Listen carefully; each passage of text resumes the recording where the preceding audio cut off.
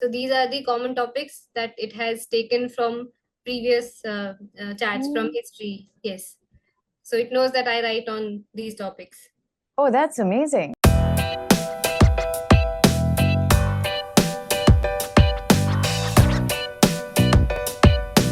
Hello and welcome everyone to another episode of Down and Dirty. And today I have with me Anshita Solanki. She's a senior content writer at an IT company called Softweb Solutions, actually a big IT company called Softweb Solutions. And today we're going to be talking obviously about Anshita's workflow as a content writer and also some of her favorite tools and the ways in which she gets the job done on a day-to-day basis. So Anshita, welcome to the show. Thank you so much. So maybe a way that we can, get to know you a little better is starting by you telling us what a day in your life looks like. From the Oh, time sure. you get up till the time you go to bed, Oh, what's happening in your life? oh well. So I start my day with drinking water, Hmm? one full glass of water, to hydrate yourself. Like it's very important to hydrate yourself. I believe in that. And then maybe 15-20 minutes of exercise. I try. It's not a daily regular thing, but I try. And then yeah, cooking, and then I head off to work, and then busy day at work. And there are some recreational activities at work as well, like I play table tennis during the breaks and all. And then back home. So yeah, back home, and then I have a cook for dinner. So I just guide her, and then I have dinner with my husband, and maybe watch a movie or a series or something that we're watching, and yeah, call it a day. So what time does your day start? What time in the morning? 7:38. I'm a lazy person. I'm not a morning person. Okay. 7:38 is good. And you're at work by what, 10:30, 10:30? Yeah, 10:30. Yes, 10:30. And what time does work get over? 7:30 around. Yeah. 7:30. And then you're back home and you said, what time do you normally hit the sack? What time do you go to bed usually? 11:30, 12. 11:30, 12. Okay. All right. Okay. So and so let's talk about your those work hours from 10:30 to 7:30. What does that look like? Can you walk me through just what a normal day would look like at work? Yes. So a typical day is me going to work, then opening the LinkedIn, because I have a habit of at least like for an hour or hour and a half, I just go through the feed or some article. So I'd be reading a lot at work. So maybe an hour or hour and a half reading, and then yeah, I'll continue with my work, writing blogs or maybe web pages or emails, drafting emails. Yeah, I'll also check my Outlook. I'll check emails. I'll go through if there are any new podcasts that I need to listen to, or any webinars or any recordings of those webinars that I can go through to help me research better on the topics that I'm writing. Then there is another website called Medium, so I'll go through that as well to help me research better on the current topics, basically. Not only what I'm writing on, but also to understand what's going on around the world, what's new, not just technologically, but otherwise also news and everything that's going on around in India and internationally.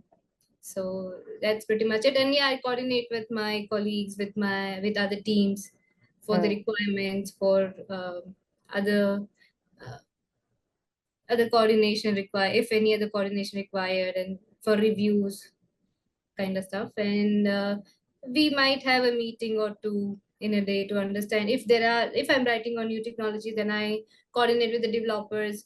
There are technical blogs that I'm not very well versed with, and I'll again go to some developers, have their opinions on how I shall proceed with the writing and stuff. And yeah, we'll and during the break I'll go and play table tennis, of course. Best part of okay, second best part, I can say that. That's okay. I mean, table tennis is an amazing game. So Yeah, yes, yeah, it is, it yeah. is. So I'm glad that that makes you that happy. Yeah. So there's that, and yeah, pretty much that's how a typical day for me at work looks like. So, as I mean, predictably, a lot of it is research. And a Yes. lot of it is, I mean, research and writing, because as you know, a content writer and a senior content writer, it is your job to stay on top of trends and on top of information that's coming up. Okay, that makes sense. So in your work day, how much well, let me ask you this: how many people are in your team when it comes to content writing? Oh, we are six at present. 6 people. Okay, 6 people. So do you find yourself often needing to, are you sharing resources, or is this a loner job, or is this how much how are Mm. teams involved? How are your peers involved in this process? Yeah, this is not a loner job at all, at all. No, no. So we also have a review process. Like once I've written, it's not like it'll directly go on our website or it'll directly be Oh. published or something. Yeah. So we review each other's content. Hmm. That's the best part, I think, because sometimes we overlook our own mistakes, and sometimes like it's our peers and our colleagues who would come up to us and say that, okay, I think this could have been written in this way, and then we also agree, yeah, this actually sounds better, or this is the better way Right. of writing something. Yes, and in like we use Microsoft Teams. So over there also we have a very good discussion if something, uh, I mean, if suppose there's a sentence and there's a comma in between, we ask in general, we 6 people discuss if the comma is necessary, or if I've done something wrong, or if I'm not uh, entirely 100% sure that this sentence makes sense, I'll ask in the group how else I can write, and I'll get like tons of different answers, and then we'll have polls also if this is the right thing or not. Right. So Right. it's not a loner job at all. There's a lot of collaboration going on, especially in the review thing. In the review process. Okay, so it makes sense. So in a day, in addition to doing your own work, you also are interacting with your teammates down the funnel. Means as part of your completing of a write up, then it gets reviewed, then you probably are doing edits again, and then um, continuing down that process. Correct? Yeah, exactly. Okay, okay. So what would you say is at a personal level for you? Okay, not at a company level, not as the job of a writer generally, for you in particular. What are some of the are there any challenges or difficulties that you face in doing your job as a writer? Okay, so if you are from a technical background, even then, I'd say it's a difficult job because technology, as you know, keeps on evolving, and to keep up with those trends is kind of a difficult job. Also, while writing about that, I know we are not technically working on it, but we are also technically working on, I mean, practically working Yes, on it, because we have to know the ins and outs of these technologies. Because if we give out some wrong information on the website, or any in any other sense, if we give out wrong information, it would not be doing justice to the technology, right? absolutely. Yeah, so that's the, I think, the most difficult part is that first we need to have the clarity of that technology that we are writing. Not just technology, any subject for that matter, but we need to have clarity first. So yes, as you mentioned, research is the core part of my job as a writer, or any Got any it. writer, I'd say. Yeah. Understood. So, and on the flip side, if I had to ask you to do a little bit of introspection and tell me your own strengths or the influences of people around you that allow you to do your job better, what comes to mind? Okay, so right now we are six in team. There were times when we were 10, and I could see that each one of them has their own way of contributing to my growth as well, in the company and outside as well. Like they've helped me in so many ways. Even my seniors have helped me in so many ways to understand not just mistakes, but even how to improve my own writing, and not just technical or not just related to my work, but even in terms of writing for myself, because I'm also a writer, like filmmaker, and I yeah, yeah. So I'm also a poet. So I write poetry, I write short stories. I've written a mini series kind of thing that's on MX Player right now.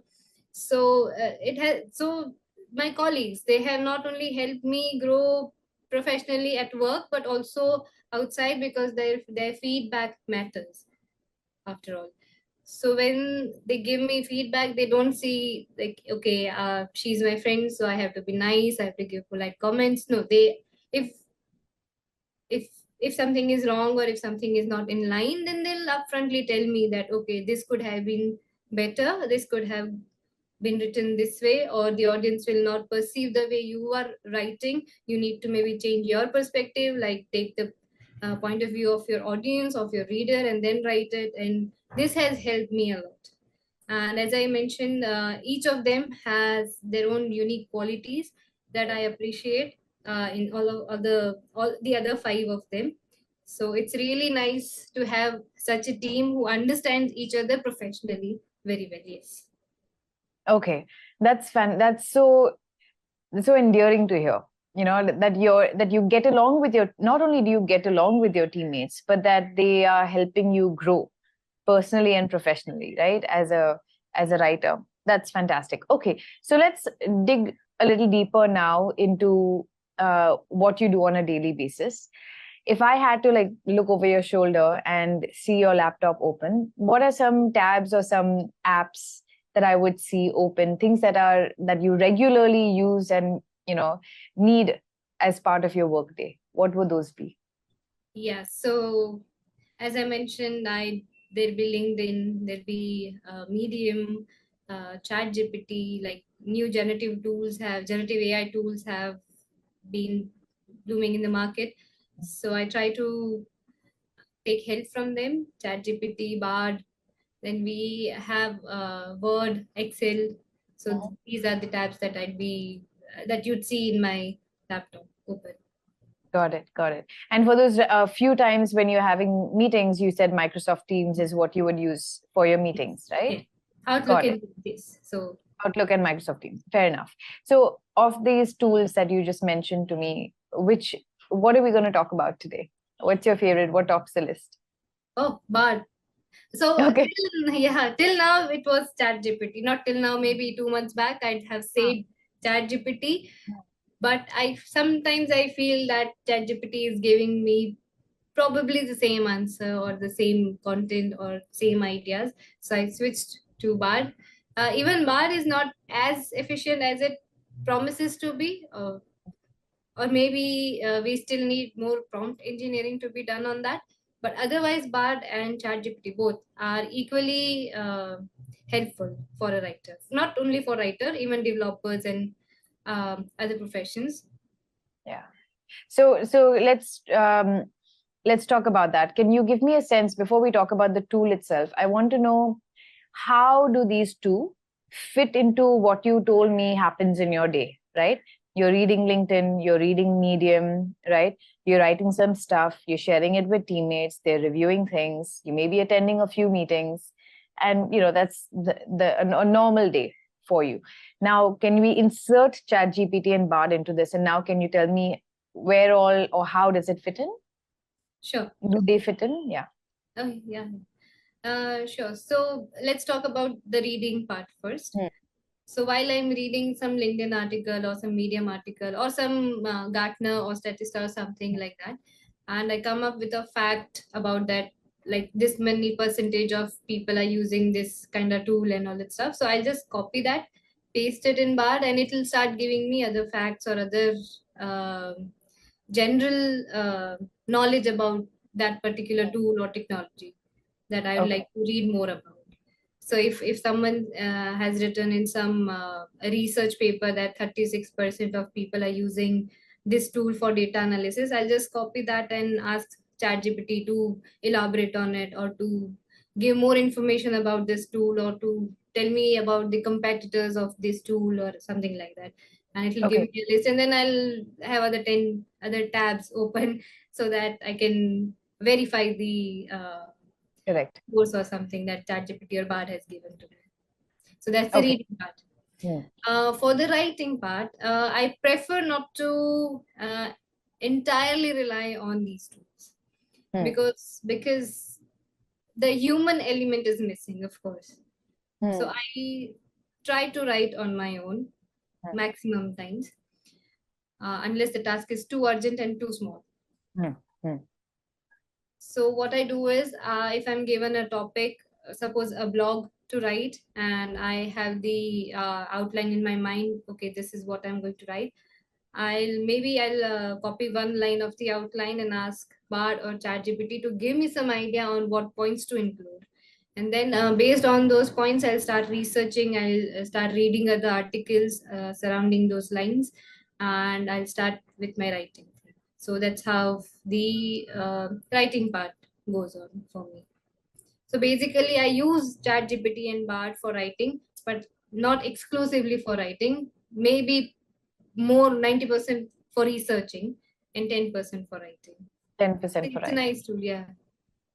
And so reading and writing, are there any other use cases for ChatGPT and Bard, or is this your is it the level of interaction that you have? It does have other applications, like we can use ChatGPT and Bard for other purposes, Yeah, not just writing. I mean, yes, only for content generation, but of different type course. of content generation. Yeah. You can ask Do you Bard. use it? I mean, yeah, but I'm curious about you. Like, are you in your day using it for anything other than creating content for your job, which is writing your technical No, no, no. articles? I also use that's a funny story actually. So there is this project of mine that for in filmmaking sense.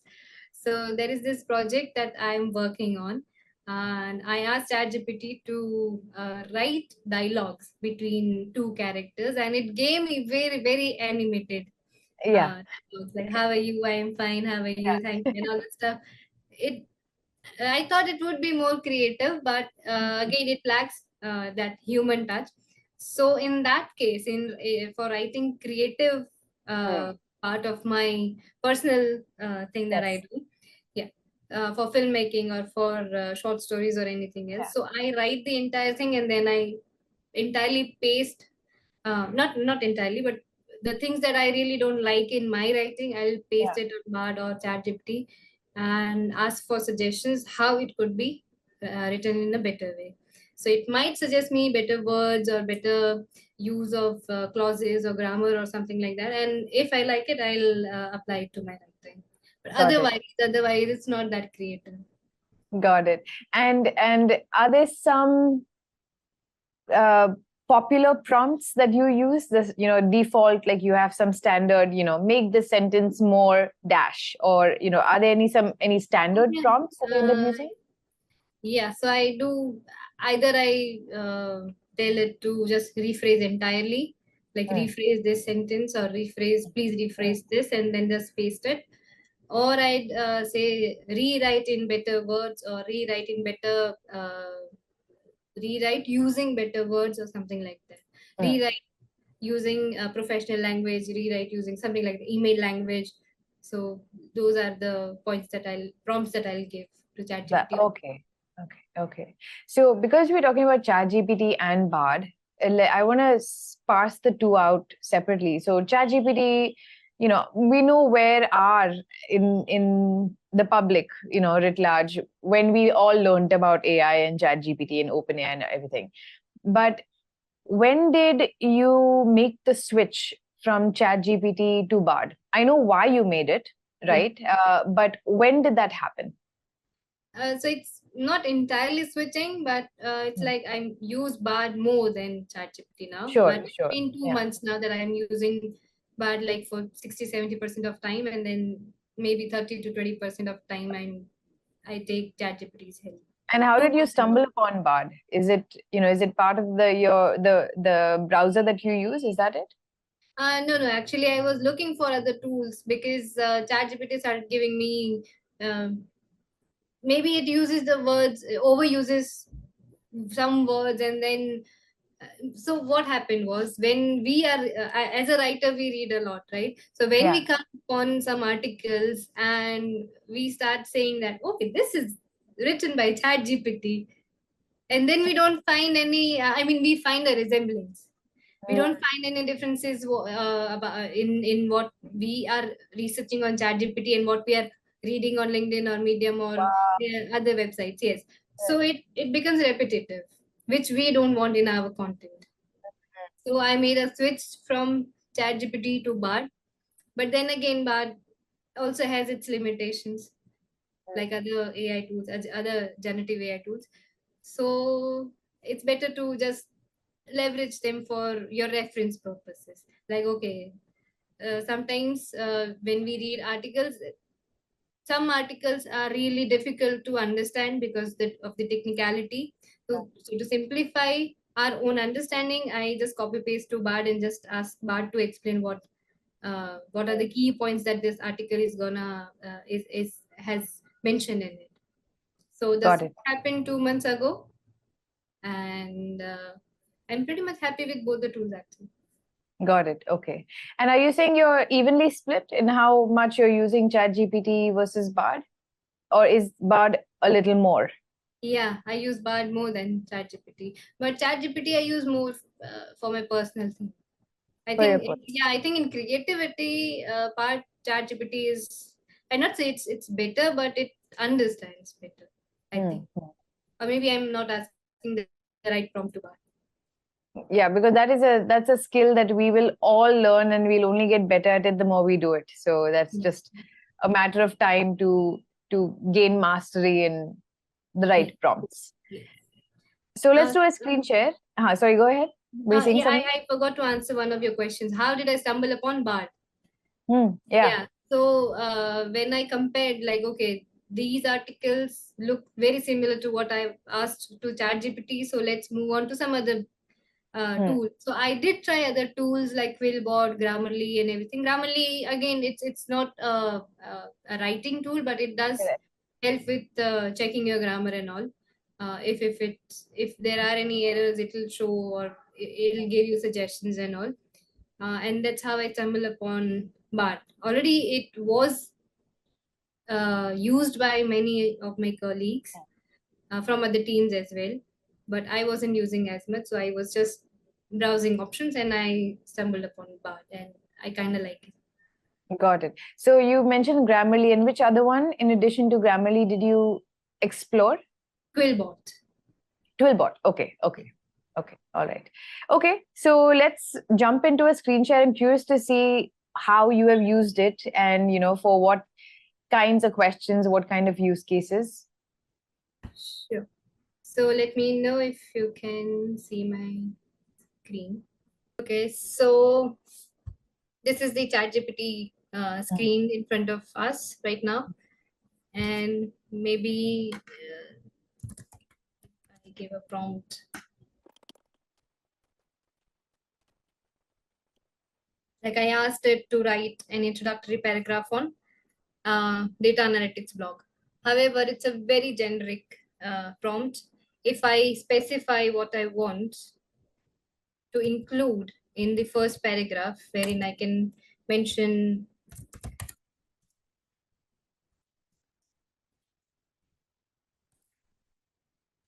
then it will give us a specific kind of response. So I'm curious, you are using 3.5, correct? Yes, it's not a paid version yet. But okay, all right. And are you using the default style tone output? So is anything customized here on the screen? No, not at present. Not at present. Okay. So yes, when we start a new chat, there are options over here that we can opt for. I don't use any of them. That you set up, but is this how you set it up? Yes, I did. Okay. Can you take me through that? I'm curious, like why you set up your new chat screen like this. What is the value of that? Okay, yes. So it's called AI PRM. That's kind of a add-on for Google Chrome, extension for Google Chrome that helps in ChatGPT responses. It helps ChatGPT to understand better what we want. Okay. So and then you have these top votes trending. Okay, so you said I want to sort it by top votes trending, so you know what are the trending articles. Makes sense? Yes. Got it. 12 per page. And you have defined the keywords? Is that what you've done? Like these articles that have popped up? Yeah, the topics that have popped up is these topics that I've already Ah, read. Yeah.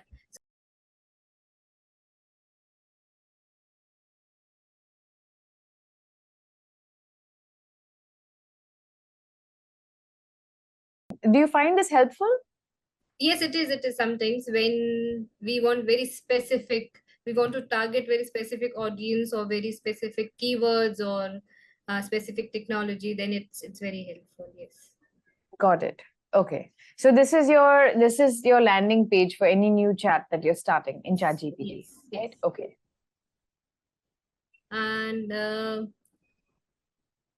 we can select one, suppose. So again, so I've selected this fully SEO optimized, and you will get the result over here, fully optimized article including FAQ. So here I just have to write the keyword of the title and it will give the entire blog written.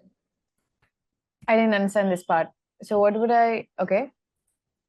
Blog on data I analytics. selected this part from AIPRM. I selected fully SEO optimized Yes. article including FAQs. I selected Yeah. and it will show over here. Ah, it's your prompt. I see what Yeah. you mean. So now the blog that it's writing on data analytics will be SEO optimized. Yes, SEO optimized and it will include FAQs. So Right, I right, don't right. need to write the subheadings or what I want the blog to include or anything. It will Got give me the result automatically. So it will Understood. give us everything, what the meta description, the meta title, the Got it. subheadings. Now, let's talk about this as an example. Is this helpful for you? So if the outline is not identified already, then yes, this is useful. Like if I don't understand entirely, if it's a new topic for me and I'm not sure what subheadings, what the blog should have in it, I'll at least have a fair understanding of what to include, like understanding data analysis, leveraging data for business growth. So I can just copy it over here, go to Google, I'll just search what I can because I already have the topic, the subheading Right. from ChatGPT. Exactly. So, of course, ChatGPT will give a very concise, very precise, short paragraph about it. So, if I want Yeah. to write at length, I'll have to go and do my further research. Understood. Understood. So, And I'm how getting does to Bard, the sorry, go sorry. ahead. So yeah, that's the entire process. Yeah, so there is another new thing that I have come upon, stumbled upon actually. It was literally a stumbling because I didn't know that Google itself had something like this. It gives us the result over here. If I search anything from, say, Right. suppose I'm searching about predictive analytics.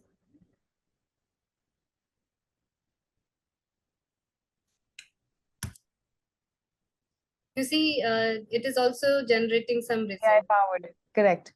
Yes, Right. even this is very helpful. I mean, it takes snippets from other articles and it mentions the sources over here. But at least we get a very short and this like we get understanding in very I don't know what to say, concise or very comprehensive in a very comprehensive manner. Right. Right. And it So it's also all gives, feeding, it's feeding into each other, right? You're getting inspired. I mean, you're getting the structure, you know, what to even start looking for, let's say from ChatGPT. Then you get your cue there, you take yeah, that cue and you dump it into Google right now, as you showed it, to get even more clarity, but comprehensive information on, yeah. okay, what is that topic about? So that you know what you may want to write or how you may want to write using that angle or a different angle. So how does Bard fit into this then? So we've done ChatGPT and Google. So I don't have any tool or any third party API or anything attached to Bard. So I'm using the vanilla version of Bard right now. And I use it for again for to elaborate like Is this the normal interface of Bard? Hello again, understand, create, explore. Is this Yes, how it normally starts? yes. So I have Okay, not added any Chrome extension or any API or anything, and nothing attached right now got with Bard. Yes. it. So Okay, if I ask Bard to elaborate on predictive analytics, it'll show me results.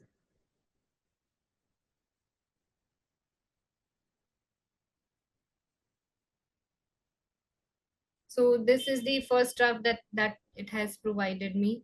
I can also view other drafts if I'm not hmm, happy with the first one. The third one, I can ask to regenerate as well if I'm not happy with any of them. got it. And you can be as specific as you want to.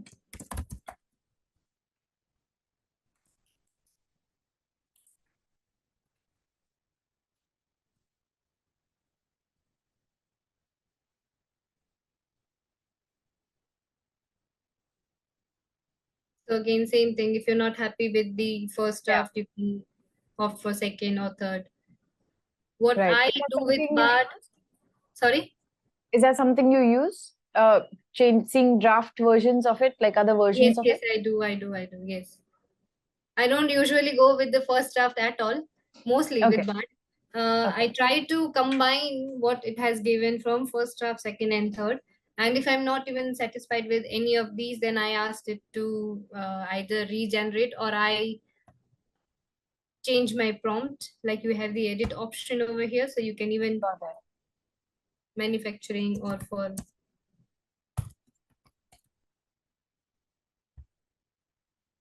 so you can edit and you can be more specific if Bard is not able to get your point. I usually Understood. use Bard for elaborating things. Like it has a nice professional language tone to it. Got it.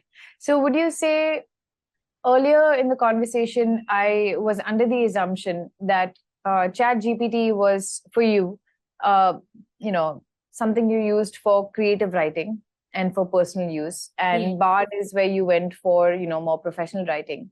Yes, I But do. in the flow, True. okay. So, but we saw another flow here, which is you could generate an idea or a structure in ChatGPT and then That's copy paste only if parts. I don't already have an idea, which is not that often. I see. Understand. Okay. So you're usually starting at Bard. You have the idea and you put in that concept, or that starting point here to get Yes. some elaboration on it. And then pick Yes. and choose parts of the drafts. And then you're doing the copy pasting where in Word. No, I don't copy paste it. I tend to write by myself. I just come here to get an idea. Like, okay, I got an idea that okay, Electric is using it to um, predict their industrial equipment. They're using it. So I just go and I can do the same thing, copy paste it. Then I go and read Hmm. over here because I need to know in depth what they are doing in order to make the audience aware of it. Understood. Understood. Okay. So I'll go, Okay. I'll search in this as well. Although Yeah.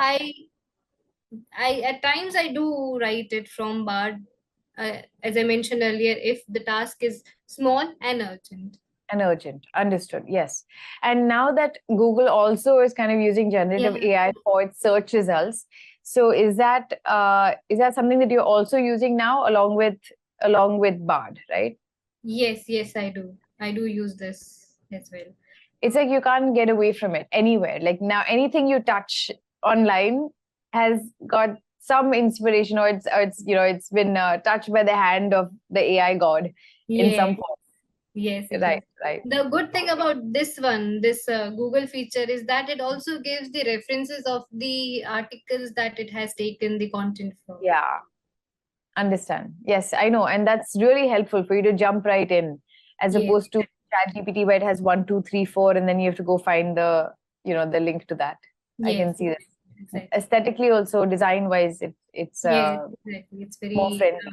yes, Correct. very. Okay. So let's stop your screen share. I just have a few more questions. One of them is um, if you had to, as a content writer, if you had to complete the sentence for me, Bard is a great tool for someone who wants to dash? How would you complete that sentence? Okay.